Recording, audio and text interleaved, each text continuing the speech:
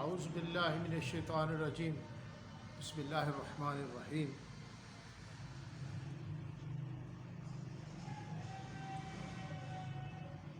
فَأَمَّا الْإِنسَانُ إِذَا مَا ابْتَلَاهُ رَبُّهُ فَأَكْرَمَهُ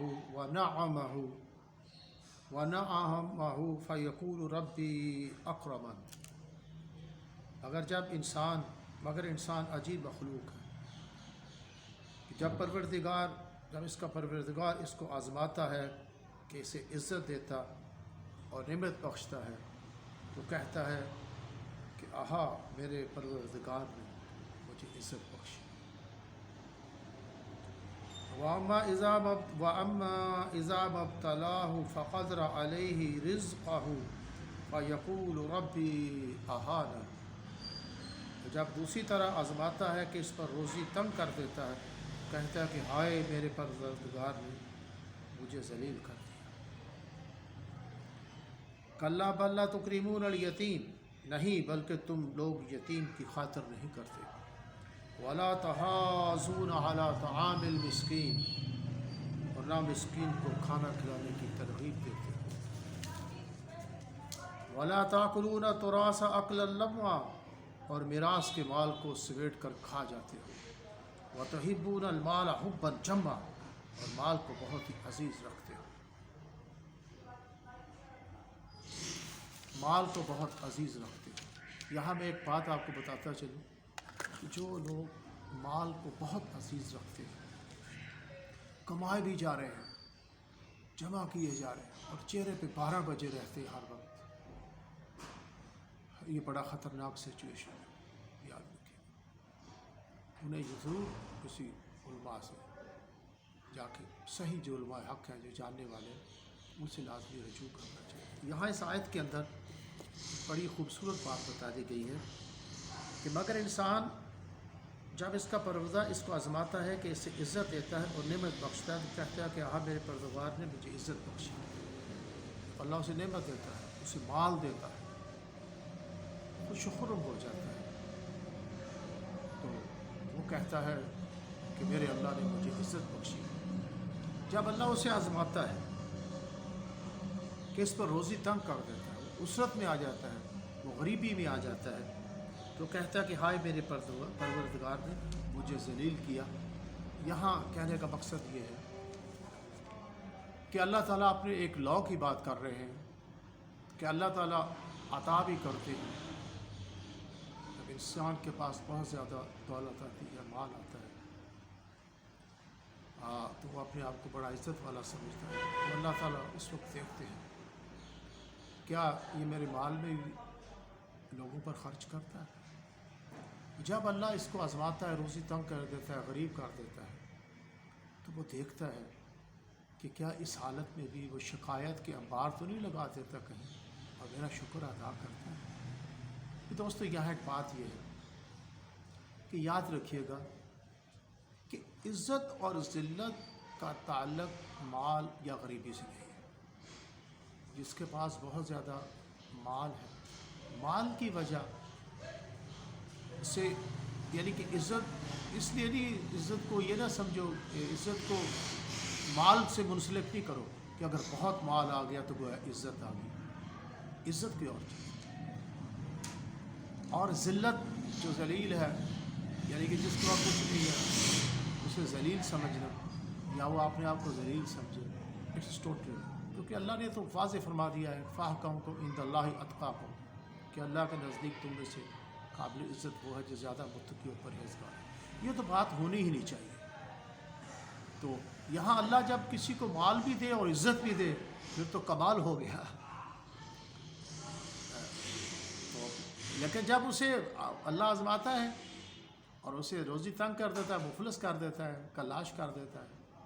لیکن جہاں تک مال کا تعلق ہے نا، میں نے ایک اور بات بھی آپ کو بتائی تھی، دنیاوی بات، اس کے لیے میں نے سورہ نحل کی وہ آیت اس وقت پڑھی تھی کہ وَالْأَنْعَامَ خَلَقَهَا وَلَكُمْ فِيهَا جَمَالٌ حِينَ تُرِيحُونَ وَحِينَ تُسْرَحُونَ، جب شام کو انہیں جنگل سے لاتے ہو، جب صبح کو جنگل چلانے لے جاتے ہو، اس سے تمہاری شان ہے۔ وَلَكُمْ فِيهَا جَمَالٌ، یعنی مال و دولت کے اندر اللہ نے جمال رکھا ہوا ہے، اس میں تو کوئی شک نہیں ہے، خوبصورتی رکھی ہوئی ہے، آپ کی زندگی اٹریکٹیو ہو جاتی ہے، اس سے آپ کی لائف خوبصورت ہو جاتی ہے۔ اگر آپ یہاں جانوروں سے مراد ہے، انعام سے چھپائے ہیں ایسے مال و دولت کے ساتھ، اور وہاں ایک آگے بڑا ہی خوبصورت حکم بتا دیا گیا ہے کہ تم عزت اور ذلت کے چکروں میں پڑے رہتے ہو، مال ہے تو سمجھتے ہو بڑی عزت ہے، نہیں ہے تو سمجھتے ہو کہ ذلت ہے، اور اللہ نے کیا کہا، لیکن ایک بڑے ہی اہم حکم کو تم جو ہے وہ نظر انداز کر دیتے ہو، ولا تحاظون، یہاں یہ آگے ذکر ہے نا، کلا بل تکرمون الیتیم، نہیں بلکہ تم لوگ یتیم کی خاطر نہیں کرتے، ولا تحاظون علی طعام المسکین، مسکین کو کھانا کھلانے کی ترغیب دیتے ہو۔ یہ علماء نے بڑا خوبصورت بات فرمائی ہے کہ ان چکروں میں لگے رہتے ہو اور مسکینوں کی، غریبوں کی، بیواؤں کی، بیماروں کی ضروریات پوری کرنے کی طرف توجہ نہیں دیتے، اور انہی چیزوں کی طرف تم پڑے رہتے ہو۔ اور یاد رکھیے گا، بلکہ انہی میں نہیں پڑے رہتے، بلکہ اگر مال ہے تو خرچ بھی نہیں کرتے، بلکہ اللہ نے جو یتیموں مسکینوں کا مال کو جو آپ کے مال میں ایسے ہی ہے جیسے آپ ان کا حق ہے، جیسے آپ ان کو میراث دے رہے ہیں، یعنی میراث ہے ان کی، انہیریٹڈ ہے یہ مال کہ آپ نے ان کو دینا جیسے آپ اپنے بچوں کو دیتے ہیں، بچوں کے لیے وراثت چھوڑتے ہو، ایسے ہی آپ کے مال میں ان کا حصہ ہے، یاد رکھیں، اتنا لازم ہے۔ انہیں ایسے نہیں دو کہ جیسے احسان کر رہے ہو، بلکہ ایسے ان کو دو عزت و تکریم کے ساتھ، یہ گویا ان کا حق ہے۔ اگر کوئی خود ضرورت مند، کوئی بیمار، کوئی بیوہ، کوئی غریب، کوئی ضرورت مند آپ کے پاس آتا ہے اسباب اختیار کر کے، تو یہ سمجھو کہ آپ اس کے تفتیشیں نہیں کرو، اس کو آپ چہرے سے پہچانو، آپ کے اندر اتنی کیپیبلٹی ہونی چاہیے، آپ اس کو اس کا حق دے رہے ہیں جو اللہ نے آپ کو کہا ہے۔ بلکہ بعض لوگ تو کیا جمع کیے جاتے ہیں، ان کا حق تو کیا دینا، ان کا حق بغیر ڈکار مارے ہضم کر جاتے ہیں، اور بلکہ اور غلط کاموں سے، ڈاکوں سے، چوری سے، رشوت زانی سے، جیسے مافیا جو ہے وجود میں آئے ہوئے ہیں، یہ مارکیٹ کے اندر اپنی منوپلی قائم کر لیتے ہیں، ایون کہ قبرستانوں پر بھی قبضے کیے ہوئے ہیں، اور ملاوٹیں کرتے ہیں، کوئی انہیں پوچھنے والا نہیں ہوتا، پرائز ان کے اپنے کنٹرول میں ہوتی ہے، جب چاہے بڑھا لیتے ہیں، اور ناقص چیزیں بیچتے ہیں، سبسٹیٹیوٹ کوئی کانٹیسٹر مقابلے میں آنا نہیں دیتے کسی کو، بتاؤ حق تو کیا دینا ہے، ایسے قبضے کر لیتے ہیں۔ اور کئی لوگوں نے اللہ کے ایسے زمینوں پہ قبضے کیے ہوئے، اس میں یاد رکھیے گا اور ضرورت مندوں کا حق ہے، وہ ان کی میراث ہے، اس کے اندر ان کی جو حصہ ہے ان کا، اس کو انہوں نے دینا ہے، یاد بہت بڑا حکم ہے یہ۔ لہذا عزت اور ذلت کا معیار دولت پر نہیں ہے۔ اس لیے میں یہاں ایک بات صرف کہنا چاہتا ہوں کہ جن لوگوں کے پاس اسرت ہے، اسے پیسہ نہیں ہے، وہ غریب ہے، وہ اپنے آپ کو اس لیے ایکسپوز نہیں کرتے، لوگ کہیں کہ یہ غریب ہے، وہ کام کرنے لگے چھوٹا کام ادھر ادھر، انہیں ڈر رہتا ہے لوگ کہیں گے یار یہ تو غریب ہے۔ اور خدا کے لیے اگر کسی نے کچھ نہیں کیا، صحت مند بھی، اسے آپ نکما ضرور کہیں، آئیڈل ضرور کہیں، پیسہ نہ ہونے سے ذلت نہیں ہے، وہ بھی کام کرے، وہ اپنی اس لیے لوگ کہیں گے کہ اب یہ اتنا چھوٹا کام کر رہا ہے، یہ کر رہا ہے کہ شاید میری ذلت ہوگی، ایسا ہر کس نہیں، انہیں بھی عملی زندگی میں آنا چاہیے۔ جیسے نبی پاک صلی اللہ علیہ وسلم شخص کو جو آپ سے صدقہ لینے آیا تھا، وہ طاقتور جوان تھا، آپ نے اسے صدقہ دینے سے انکار کر دیا تھا، ورنہ آپ کے پاس کوئی کمی تھی دینے کی، آپ نے اسے ایک رسی اور کلہاڑی دی، کہا جاؤ جنگل سے لکڑیاں کاٹو اور اس سے اپنا گزر اوقات کرو۔ تو بھائی کبھی ایسا نہیں سمجھے، اس میں کوئی شک نہیں ہے کہ کشادگی اللہ کی ایک بہت بڑی نعمت ہے، اگر آپ کی رزق کشادہ ہے آپ کے اندر، جیسے وہ اس میں سورہ نشرہ میں بھی ہے نا، انا مع العسر یسرا، انا مع العسر یسرا، کہ مکہ کے لوگ اکثر جو کفار تھے وہ مسلمانوں کو کہتے تھے یہ تو غریب ہے، محتاج ہے، ان کے پاس تو کچھ نہیں۔ تو اللہ کے نبی کو بھی اس کے اوپر تھوڑا دکھ ہوا کہ شاید یہ لوگ اس لیے نہیں اسلام قبول کر رہے تھے، غریب طبقہ سارا۔ اور اللہ نے یہ فرمایا تھا کہ ایسا نہیں سمجھے، انا مع العسر یسرا، انا مع العسر یسرا، کہ ہر سختی کے بعد آسانی ہے اور ہر تنگی کے بعد کشادگی ہے۔ ان کے ہم کشادہ کر دیں گے، ان کی جو تنگی ہے، تنگ دستی ہے، ان کو ہم کشادگی میں تبدیل کر دیں گے۔ فائدہ فرق فن سوا یا ربی کا فرق، جب تم اپنے کاموں سے فارغ ہو جائے تو اللہ کی طرف رجوع کر۔ یعنی اس میں 4 چیزیں بتائی گئی، اس کی تشریح کو پھر کروں گا میں۔ یعنی کہ دعوت و تبلیغ ہے، جہاد ہے اور عبادات ہے، بس تم اس پہ لگے رہو، یا فارغ ہو تو پھر اللہ کی طرف رجوع کرو۔ تو اللہ نے کیسا مدینہ کے اندر آپ دیکھیں ان کی زندگیوں میں کشادگی پیدا کر دی، کیا بزنس ان کے پاس سے، کاروبار تھا۔ اللہ کے نبی نے دعا فرمائی تھی، یا اللہ ان کے اس پھلوں میں، ان میں برکت دے۔ کیسے آپ دیکھیں نا وہاں کے جو فروٹس ہیں، وہاں کے فروٹ کتنے ان کی اللہ تعالیٰ نے کس قدر پیدا کیے، خوشحالیاں کتنی۔ تو لہٰذا اس میں کبھی بھی یہ بات نہیں سوچیں کہ ہمارے پاس ایسا نہیں، کریں، کام کریں، کوشش کریں۔ ایک تو دنیاوی مال سے نو جمال ہے، جمال کا مطلب خوبصورتی، اور مفلس و کلاش جو رہ گیا ہے، اور اللہ آزماتا ہے اس، اگر وہ ایسی حالت ہے تو سمجھیں یہ آزمائش ہے اللہ کی، اس میں ناشکری نہیں کرے کبھی بھی میرے بھائیوں، اور کبھی بھی وہ شکایت نہیں کرے اس کی، وہ اللہ کی طرف رجوع کرتا رہے، اللہ سے مانگے۔ اللہ نے خود کشادگی تو اللہ کی اور سے بلیسنگ ہے، نو ڈاؤٹ۔ لیکن کچھ لوگ جو ہے نا وہ، میرا جو مطلب وہ ناجائز وہ ذرائع سے جمع کر لیتے ہیں، جو ٹوٹلی اسلام کی روح تو نہیں ہے۔ بہرحال جو مال ہے ان کے پاس جمع ہو گیا ہے وہ اللہ کی راہ میں خرچ کریں۔ لوگ خرچ کیا کریں؟ لوگوں کو ان کا حق دے رہے ہیں، وہ حق ہے بہت سارے لوگوں کو ان کے پاس جمع ہے، میراث ہے دوسروں کی، وہ انہیں دے دیں۔ یہ بات یاد رکھیے گا، کیونکہ مال سے انسان کو بڑی شدید محبت ہوتی ہے، تو یہاں اللہ آزماتا ہے۔ اور آپ یقین کیجئے اگر آپ کو مال خرچ کرنے کی عادت پڑے گی نا تو مال کی محبت کم ہوتی جائے گی۔ وہ جو اتنی شدت ہے، اتنی تشنگی رہتی ہے، کچھ لوگ تو ایسے پاگل ہوئے پھرتے ہیں، یہ عذاب ہے، یقین کیجئے۔ خرچ کریں گے وہ جگہ کم ہوگی اس کی، اور اللہ سے محبت بڑھتی جائے گی۔ آزما کے دیکھیں تو اس کی اگلی آیات میں آپ کو اس کا سارا پتہ چل جائے گا، جس سے آگے میں آیات پڑھنے جا رہا ہوں، اسی کے حوالے سے ہے۔ اور میراث کو وَتَأْكُلُونَ التُّرَاثَ أَكْلًا لَمًّا، اور میراث کو، مال کو سمیٹ کر کھا جاتے ہو، وَتُحِبُّونَ الْمَالَ حُبًّا جَمًّا، اور مال کو بہت ہی عزیز رکھتے ہو، بہت ہی پیارا رکھتے ہو، جبکہ یہ عارضی اللہ کے، اگرچہ مال میں نے کہا جمال ہے، شان ہے، لیکن یہ عارضی ہے، یعنی کہ یہ ایسا نہ اس کی محبت آ جائے کہ آپ کی آخرت جو ہے خراب ہو جائے۔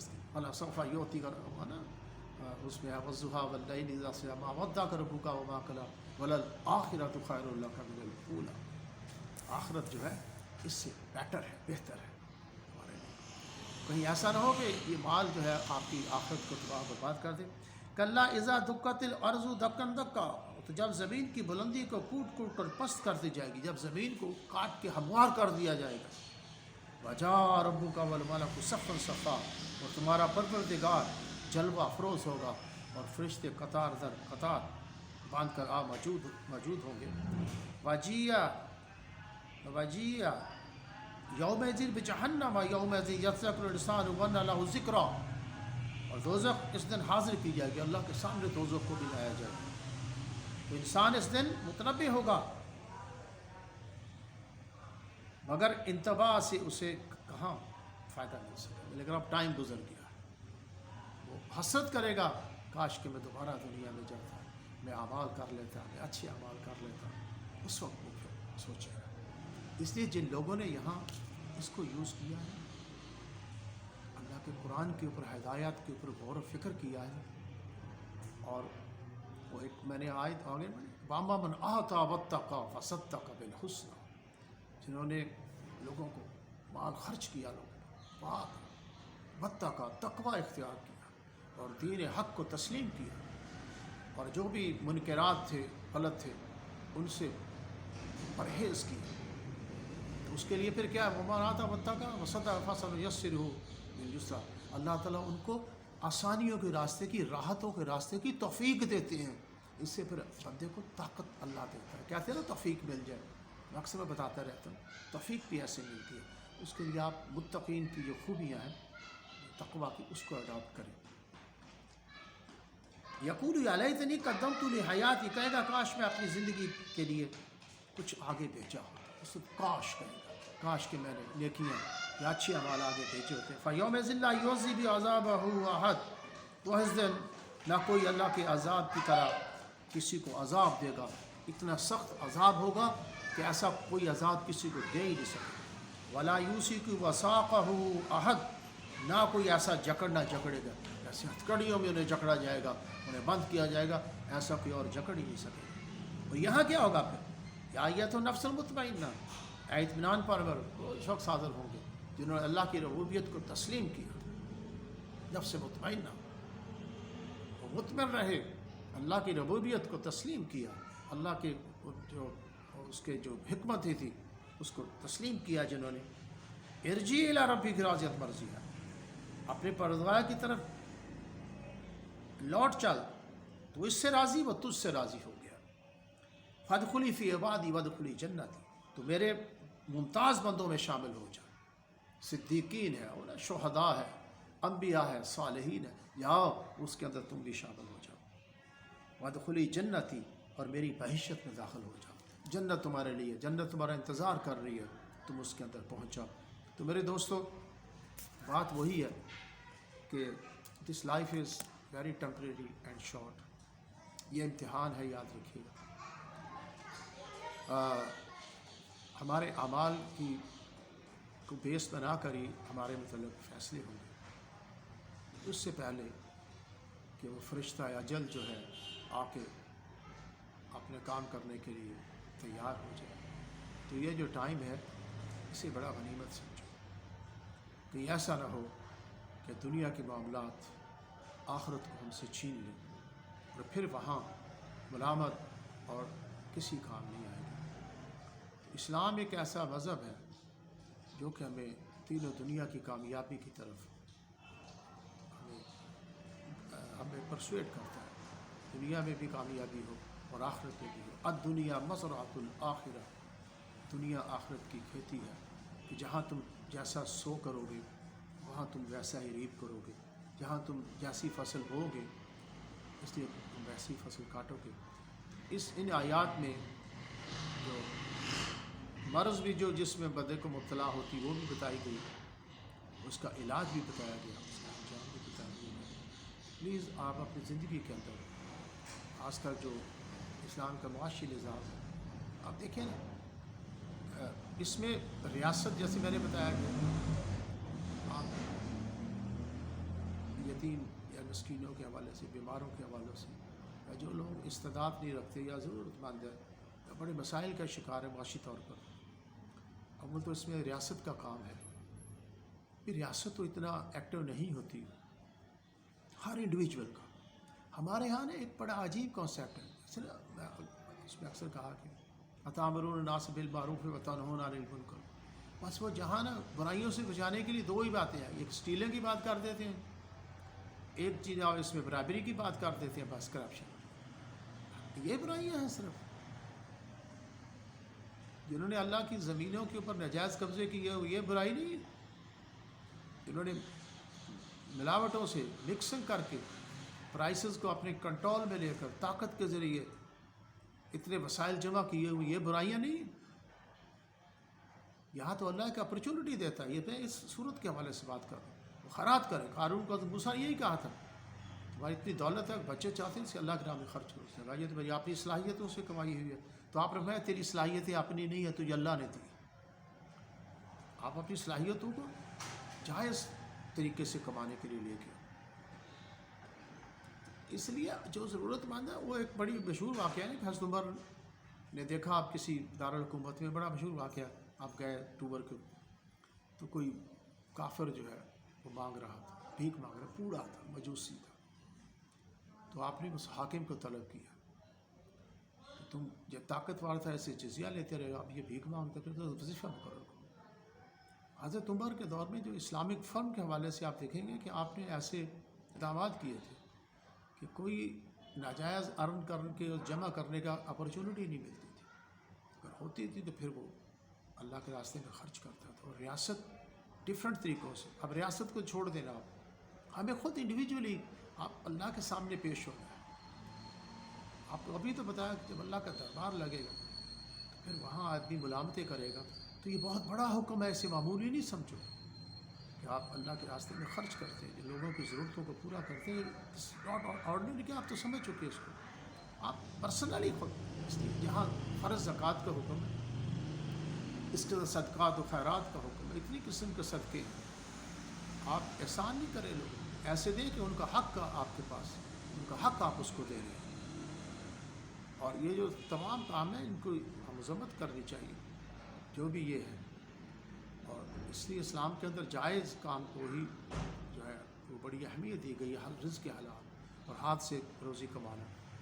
وہ اللہ تعالیٰ ہر جو تنگی کے بعد کشادگی دیتے ہیں. اور یاد رکھیے گا کشادگی رزق کا کشادہ ہو جانا، دولت آپ کے پاس ہو جائے، یہ ایک اللہ کی بڑی رحمت ہے.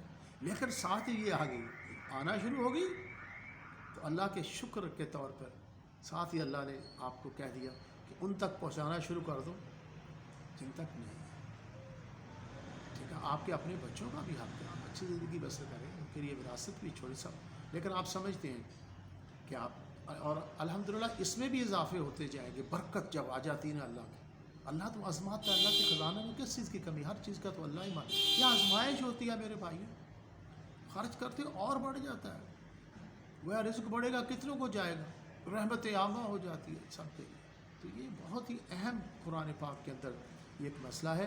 تو لہٰذا ایک بات میں آخر میں پھر ریمائنڈ کرانا چاہتا ہوں، کچھ لوگ جو ہے کچھ نہیں کیا، آئیڈل ہے، صحت مند ہے، لیکن وہ اپنے آپ کو کبھی بھی یہ نہ سمجھے کہ وی لاسٹ آور آنر. جمال زندگی کھو دیا انہوں نے، شان جو تھی یہ کی وہ اس کے پاس نہیں رہی. لیکن وہ they did lose their honor. آپ کوئی بھی کام ہو، چھوٹے سے چھوٹا کام کریں. دیکھیں جب آپ کسی اسٹیٹ سے نکلتے ہیں نا تو وہ اسٹیٹ تو یقیناً ایک ڈیفیکلٹ ہوتی ہے. آپ نکلیں گے، محنت کریں گے، آپ جائز راستے اختیار کریں گے، کوشش کریں گے تو آپ کو اچھا مقام بھی مل جائے گا. سکسیس کیا ہوتی ہے کہ ایک آپ کنورٹ ہوتے ہیں، ٹرانسفر ہوتے ہیں ایک ایسی مزریبل کنڈیشن سے ٹو اے پراسپیرس کنڈیشن، اچھی کنڈیشن. اس از سکسیس.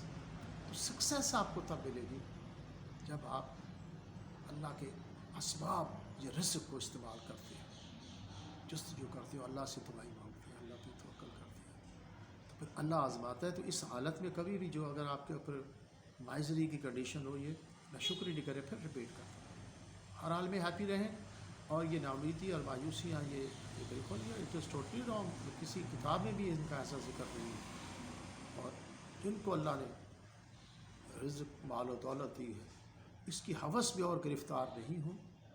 شیطان جو ہے نا یہ کبھی بھی ہم سے، شیطان میں اتنی طاقت نہیں ہے کہ ہم سے برا کام کروا دے.